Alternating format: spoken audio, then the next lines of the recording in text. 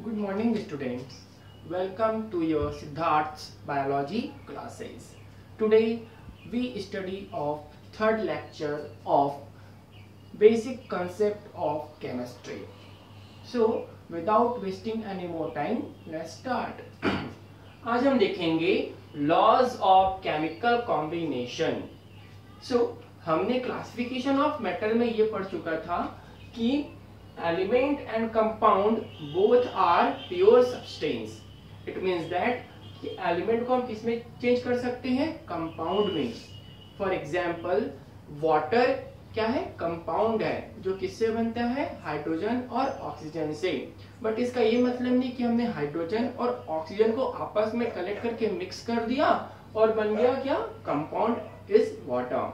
No, हमको element को compound में चेंज करने के लिए कुछ रूल्स क्या करने पड़ते हैं, फॉलो करने पड़ते हैं. यही जो रूल्स हैं वो क्या कहलाते हैं, लॉ ऑफ केमिकल कॉम्बिनेशन. सो सबसे फर्स्ट जो रूल है वो है law of conservation of mass. Law of conservation of mass given by Antony Lavoisier. According to them, in every reaction the sum total weight of reactant is always equal to the sum total weight of products.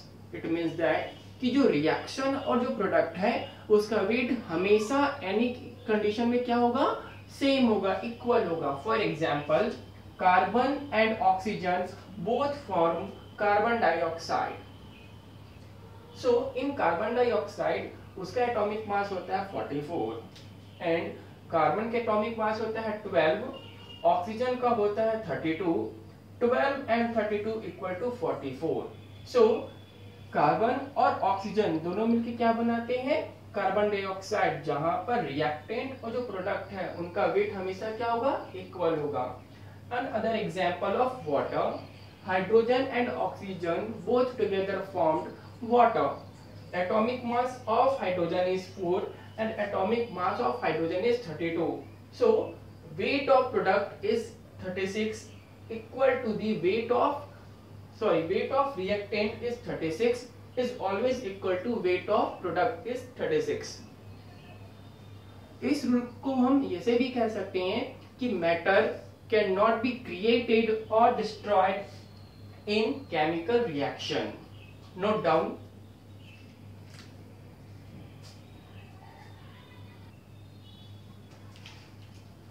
Second rule है law of constant या फिर definite proportion. इस rule को सबसे पहले किसने दिया था, जोसेफ प्राउस्ट ने इन 1799. अकॉर्डिंग टू देम, हम कोई भी कंपाउंड ले, चाहे वो किसी भी सोर्स का हो, इन compound elements are always combined in a fixed ratio of weight. For example, हम कहीं का भी वाटर ले लें, चाहे टैप वाटर हो या सी वाटर हो या लेक या फिर पॉन्ड का हो, हमेशा वाटर में जो एलिमेंट है वो कितने रहेंगे, 2 hydrogen and 1 oxygen atom. Always क्या रहेंगे, 2 हाइड्रोजन एंड 1 ऑक्सीजन, और उनका रेशियो हमेशा क्या रहेगा, 2:1. Note down.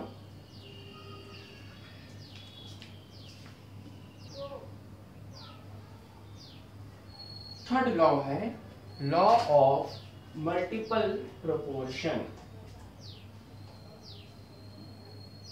This law was given by John Dalton in 1803. According to multiple proportion, if the two elements can combine to form more than one compound, अगर कोई भी दो एलिमेंट आपस में क्या हो रहे हैं, कंबाइंड होके क्या बना रहे हैं, एक कंपाउंड बना रहे हैं. So the masses of one element that combines with a fixed mass of other element means are in the ratio of small whole numbers. Example ले लेते हैं हम हाइड्रोजन एंड ऑक्सीजन का. तो ये हाइड्रोजन और ऑक्सीजन एक साथ कंबाइन होके दो कंपाउंड बनाते हैं. One is water and other is hydrogen peroxide. यहाँ पर हाइड्रोजन और ऑक्सीजन की जो वॉल्यूम है वो कितनी है, हाइड्रोजन की जो वेट है वो 2 ग्राम है एंड ऑक्सीजन यहाँ पे 16 ग्राम है। तो हाइड्रोजन और ऑक्सीजन दोनों मिलके क्या बनाए, water 18 gram. But example number 2 में ऑक्सीजन का जो नंबर है वो क्या हो गया, डबल हो गया, और हाइड्रोजन कैसे हैं, फिक्स हैं। तो ये हाइड्रोजन और ऑक्सीजन क्या बनाते हैं, hydrogen peroxide.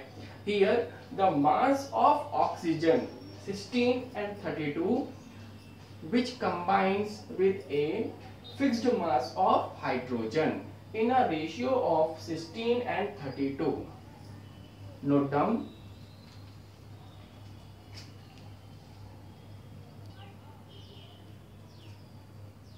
Fourth law is Gay-Lussac law of gaseous volume, given by Gay-Lussac in 1808.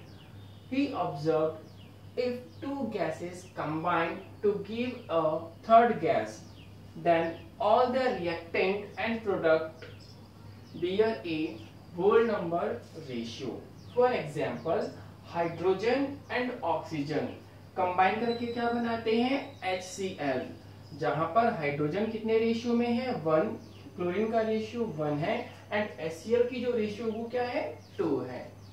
Explain it. Thank you for watching. Please subscribe this channel. Today's class is over.